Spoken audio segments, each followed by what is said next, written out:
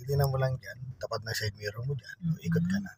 Pag umikot ka naman dyan, sige, tingnan mo naman kung may distansya ka pa. Yan, kabig ka pa dyan. Tapos tingin dito. Okay. Pag naman medyo dumidikit ka, hiwalay mo ng konti. Okay. Good. O, tama na yan. Lumalayo ko ulit sa kanya. Then, balik ulit. No? Okay. Pantay mo ng manibela. Yan, then go ulit. Sundan mo naman yung cutter na yan. Yan, gano'n lang. Pag medyo lumalayo ka sa niya, lapit mo na konti. Pag naman sobrang dumidikit ka, layo mo na konti. Yan, kakapig ka ng manibela. Basta pagkabig ng manibela, hindi masyadong malaki yung kabig. No? Konti lang. Sa pag nakita mong space na inakuha mo na, gitna agad manibela. Diba? Kasi may tendency talaga, kailangan mag-adjust natin. Minsan kasi lumiliko siya, napapasobra dito, kaliwa na ako sa kanan. Siyempre kakabig ka ng konti kaliwa. Pag nakita mong pantay, nagkitna mo agad siya. Diba? Yan. Itong guide na to, kasi yan lang kaliwa ang kukunin mo. Yan, ang banda dyan. Kahit itong sa kanan na naguhit ay hindi mo na masyadong mapakailaman. Diyan ka lang eksakto ka dyan. Eksakto lang yan sa kaliwat kanan. Yan. Yan. Kakabigan natin. Yan. Gitna agad. No. So pag mabilis ang takbo natin, talagang yung manibela kailangan mabilis na pinong-pino lang talaga yung ano niya, yung pag-ikot. Opo, wag mo siyang isosobrahan. O kaya pag iniligo mo ay naka-steady, hindi pwede. Kailangan pagkakabig, pag nakuha mo, gitna agad. Pag nakuha mo yung pantay, gitna agad. Ano po? Wag mong hayaan na may stuck yung manibela mo. Na pag niligo mo sa kaliwa, ay naka-stuck lang yung kamay mo. Dire-diretso talaga yun. Dire-diretso yun. No? Okay, so yan, overtake tayo dyan sa may sidecar na yan. So titingnan muna dito. Clear na clear ito naman. So dito pa lang malayo para hindi ka masyadong... Basta pag overtake ako, titingin ako. No? Slow down ka muna. Stop ka muna, ma'am. Stop muna. Full stop. Full stop muna, ma'am. Kasi nauna siya. Okay. Then, gapang ka naman. Yan. Diyan tayo liliko. Diyan yung balikat mo. Sagad mo naman ibala mo dyan. Pagtapat ng balikat mo. Okay na yan. Okay. Then, may space pa dyan. Kabigan mo. Yan. Pag dumidikit na, balik mo naman siya. Isa pa. Ayun. Ayan o. Kung di mo ibabalik yun, bubunggo ako doon. Opo, mama na. So, yun ang aralin pa natin. Yan. Ano po? Mo na ibabalik. Pag di mo na ibalik yun, dire-diretso talaga siya. Kailan maibalik natin yung gulong natin sa gitna. Position. Opo. Okay. Okay, mga ilang ikot pa yan. O, tinang kong ligo mo ha. Okay. Yan. So, tama, kontrolado. Ano? Dapat di talaga nabilis dyan. Kailan mabagal. No? Tapos, palatandaan natin yung side mirror. Pag nandiyan na, ikot ka na. Tapos, tingnan mo kung may space pa dyan, kabig ka pa. No? Pag naman dumidikit masyado, hiwalay mo siya ng konti. Yan. Then, pag napahiwalay naman masyado, kabig ko ulit yan. Then, balik mo sa gitna. Hanapin mo yung gitna niya. Ayan, pagpantay na ba? No? Okay, ma'am, go. Gas ka pa. O, tingnan, medyo malayo ka sa kanya. Kabig. O, napadikit naman. Yung ganun lang, no? So, doon lang sa kanto. Perfectgan natin yan. Di ba kanina ayaw mong ibalik yung manibela. O, ngayon naman ibabalik natin, ha? Sige, diretso ka lang po. Okay, mag-u-turn na po tayo ulit. Mag-signal ka na po. Yan. Okay. So, yung timing ng u-turn dyan, ma'am, siyempre, tatapat mo lang yung balikat mo.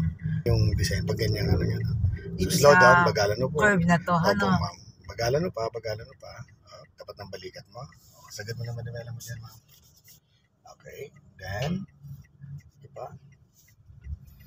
Yan. So, babalik mo siya unti-unti. 1. Then, pag nakita position na yung sakaka mo, 2. Yan, ganun po. Ano po? Opo, ma'am. So, importante din, kailangan mabagal, kontrolado yung sakyan. Hindi pwede yung bilis-bilis, lalo na kung maraming sakyan.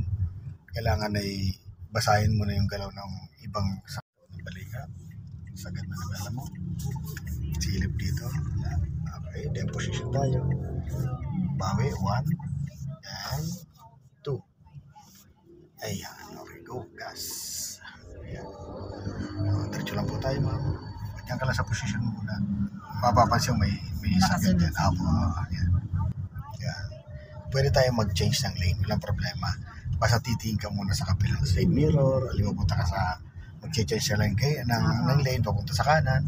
Tingin ka muna dito. Pag naman dyan sa kaliwa, titingin muna tayo na po. Huwag ka basta-basta mag-choice lane para iwas sa agad to. Apo, mama na po. So at least nakukuha mo na yung, yung lane, hindi na masyadong malikot ka. Minimal na lang, smooth na lang, konti na lang. Hindi ka gaya dati ka na. Sobrang likot. No? Ngayon naman okay na. Pag ganito mga siksikan, obserbahan mo lang yung nasa unahan mo. Kung medyo madikit ka sa kanya, so apa ka ng brake, So, mas maganda pag nagro-rolling ang sakyan mo, kailangan kita mo yung gulong na nasa unahan mo. Apo. Pag naman nag-i-stop na, aliwa pa stop, so mag-slow down ka, then lumapit-lapit ka sa kanya, hanggang mawala naman yung gulong. Pero pag nag-rolling naman, the best sa'yo, sa ngayon ay yung kita mo lagi yung gulong ng mga nasa unahan mo. Yung distansya na yan, once na mag-preno man sila, hindi ka kagad sasabit kagad sa kanya, o hindi mo siya mababangga. Ano pa? Ganun yung pinaka-distance. Pag magaling ka na naman, so kahit medyo kaunti na lang ang pagitan, saka mambreno, pwede. Pero pag baguhan kasi, iba pa yung muscle memory talaga. Okay na yung baguhan lang. Iwas disgrasya. Okay. So dito naman, tinan mo tong, so side mirror lang yung niya, tinan mo lang. Pag hindi sasabit ang side mirror mo dyan, okay yan. Tinan mo siya. Ang layo ng side mirror sa kanya. Tuloy ka lang, para hindi ka kumakain masyado ng area doon. Kasi yan itong side mirror na to. Basta pag yung may nakaparada dyan, may ito. Kagaya nitong si Manong, naglalakad. Malayo pa lang, posisyon mo na agad. Nakabuka pa sinusukat mo. Kilikili. Itong tricycle naman, mama. Malayo pa, tinitingnan mo. Habang lumalapit, tingnan mo yung side mirror mo kung padikit sa kanya. Ayan. Tingnan mo lang yung side mirror mo lagi dyan din. Sa kanan, kaliwa. Dalawa, basta yung kung alin yung medyo object na talagang po.